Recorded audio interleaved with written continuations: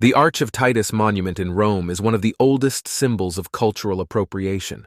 It depicts the Romans taking a menorah, a Jewish candlestick, from Judea as spoils of war after defeating the Jews, conquering Jerusalem, and destroying its second temple in 70 CE.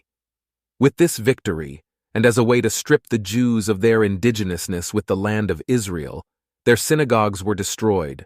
The name of their capital, Jerusalem, was changed to Aelia Capitolina, and the land of Judea was renamed to Palestine in honor of the Philistines. They were enemies of the Jews. Philistine is therefore an ancient Hebrew word derived from philaush, meaning an invader. The emigration of Jews and the immigration of Christians, as well as the conversion of pagans, Jews, and Samaritans, contributed to a Christian majority forming in late Roman and Byzantine Palestine. In the 7th century, the Arab Rashiduns conquered the Levant, and they were later succeeded by other Arabic-speaking Muslim dynasties. Over the following several centuries, the population of Palestine drastically decreased, from an estimated 1 million during the Roman and Byzantine periods to about 300,000 by the 16th century early Ottoman period. Over time, much of the existing population adopted Arab culture and language and converted to Islam. Thus, the region was not originally Arab. Its Arabization was a consequence of the gradual inclusion of Palestine within the rapidly expanding Islamic caliphates established by Arabian tribes and their local allies. Still, current Palestinian Authority leader Mahmoud Abbas insists that the Palestinians are the biblical Canaanites.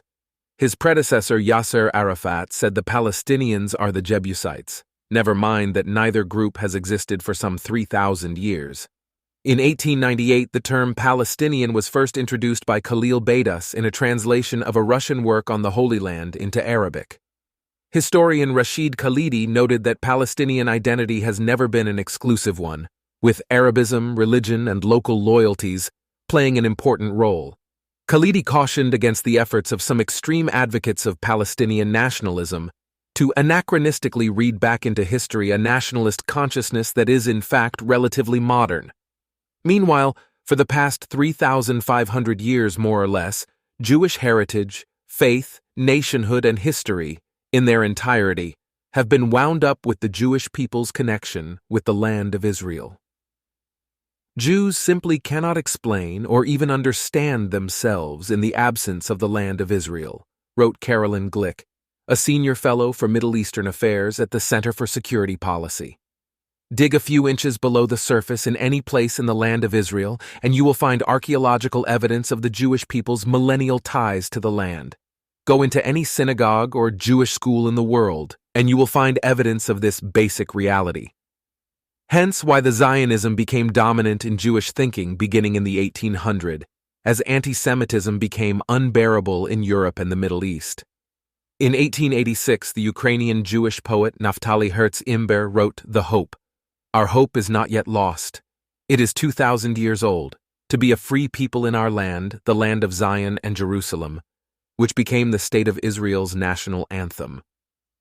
Ultimately, the historical depth of Jewish heritage and the decolonization project known as Zionism invalidate the Palestinian cause, which means that in order for the Palestinians' narrative to be attractive and compelling, it has become a bizarre double-sided coin.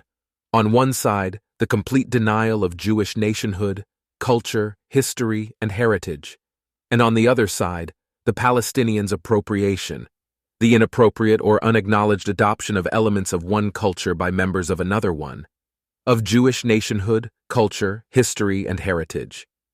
The Palestinian cause only makes sense if Jewish history, nationhood, heritage, and faith are denied, and Jews are demonized for refusing to accept their erasure, wrote Glick.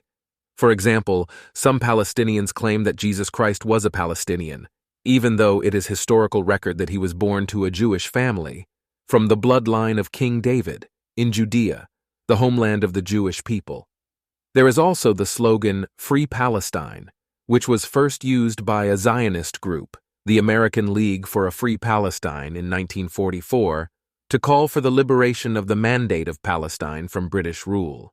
Help Free Palestine, gained traction with the Zionist Organization of America and became the international call for the Jewish yearning to return home to our indigenous homeland. Although the territory had the name Palestine, the territory never functioned as a sovereign country before the State of Israel was founded in 1948. In the 1990s, as the Oslo Accords peace process soured and Palestinians attacked Israel as part of the Second Intifada, they began repurposing a poster with the words, "Visit Palestine," and it gained new life as a symbol of Palestinian nationalism. Mind you, the poster was created in 1936 by Austrian Jewish artist Franz Krauss, who fled Europe during Hitler's rise and designed a variety of posters for Zionist groups encouraging Jewish immigration to the Holy Land. The watermelon became a symbol of resistance and Palestinian identity as well, yet it was originally used by Jews in the 1930s as a national symbol to support the Jewish homeland. The Israeli Ministry of Agriculture encouraged consumers to buy locally grown produce, such as Hebrew watermelons, to compete with those from other countries. There is also the pro-Palestinian misappropriation of many terms, such as Holocaust, a nasty distortion and form of gaslighting to baselessly attack and delegitimize historical, systematic Jewish persecution. For example, a cartoon image equating the Gaza Strip with the Warsaw Ghetto is an explicit effort to demonize Israeli policies and close off reasonable debate by equating the policies with Nazi genocidal ones. Holocaust imagery linked to Israeli policy also exploits older accusations of a Jewish conspiracy to control the world, by suggesting that attention to the Holocaust is part of a sinister strategy to garner exceptional treatment for the Jewish state. In addition, Palestinian propagandists misappropriate the term genocide, first coined by the Polish Jewish lawyer Raphael Lemkin, who survived the Holocaust and campaigned vigorously to raise international outrage against atrocities in evil Axis-occupied Europe.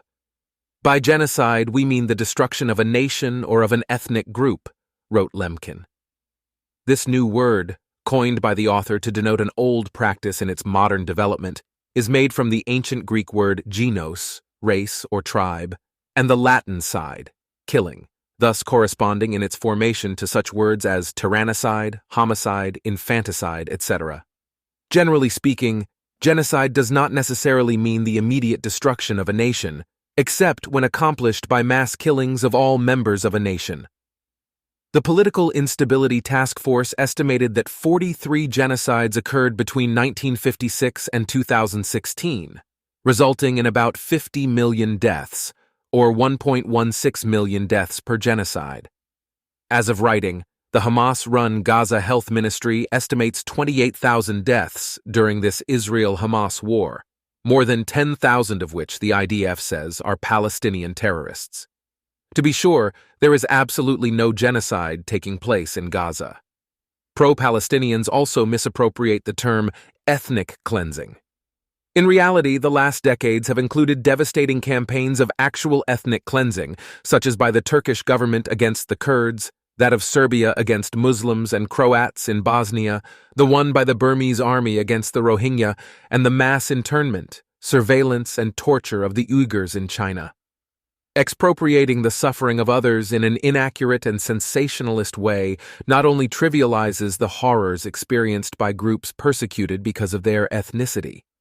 It also diverts critical discussions about the Israeli-Palestinian conflict, a dispute between two distinct peoples, not one over equal rights within a single country, or the racial dominance of one group over another.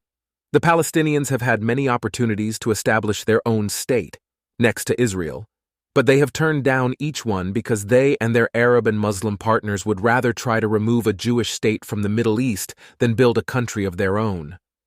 Plus, to use erroneous slogans as advocacy for the Palestinian cause does nothing more than delegitimize their movement and erode opportunities for intellectually honest discourse on the fundamental problems that Palestinians experience and who is responsible for creating and alleviating them. The defamation of Israel and cultural appropriation of Jewish concepts in the name of Palestine is not only psychologically manipulative and offensive, it emboldens extremists on all sides and, above all, grossly harms any hope of developing real peace that can only take place through mutual recognition and reconciliation.